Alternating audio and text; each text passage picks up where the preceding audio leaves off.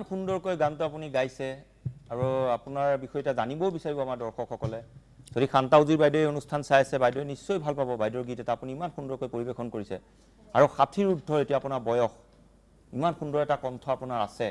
কিন্তু অতদিন আপুনি ক'ত লুকাই আছিল সেই বিষয়ে ৰাইজে জানিব বিচাৰিব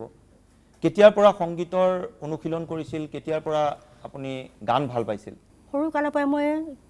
স্কুল নোযোৱা অৱস্থাৰ পৰাই মই হেৰি কৰি আছিলোঁ চৰ্চাটো ৰেডিঅ'ত শুনি টেপত শুনি তেনেকৈ চৰ্চাটো কৰিছিলোঁ মই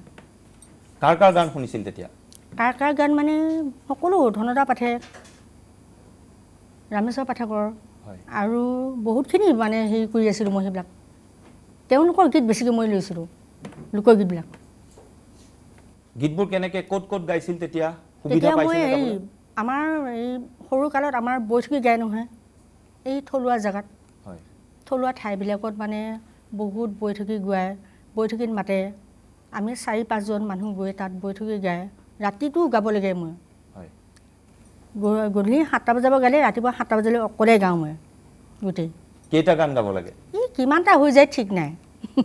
আৰু এতিয়া আপোনাৰ এতিয়া কিমানটা গান মুখস্থ আছে মানে কেইটা গান শিকিলে এতিয়ালৈকে মুখস্থ নাই এতিয়া মোৰ মানে বহীত আছে লিখা সকলো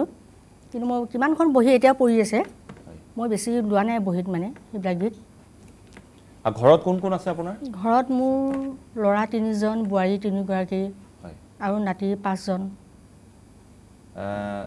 স্বামী আছে স্বামী আছে কি কৰে তেখেতে খেতি কৰে আমি খেতিয়ক মানুহ যেতিয়া আপোনালোকৰ খেতি বাতি কৰে তাৰ মাজতো আপুনি গান গায় গান গাওঁ তেওঁলোকে আপোনাক উৎসাহ দিয়ে নে নাই উৎসাহ দিয়ে সকলোৱে দিয়ে মোক কি বুলি কয় আপোনাক একো নকয় তেওঁ নহয় কিছুমান ক্ষেত্ৰত মই বোলে অমুকটো প্ৰগ্ৰাম আহিছে অমুকত যাব লাগিব তমুকত যাব লাগিব তেনেকৈ মই সিহঁতক জনাওঁ ল'ৰা ছোৱালীক যা যাওক বুলি কৈ দিয়ে মোক কথাখিনি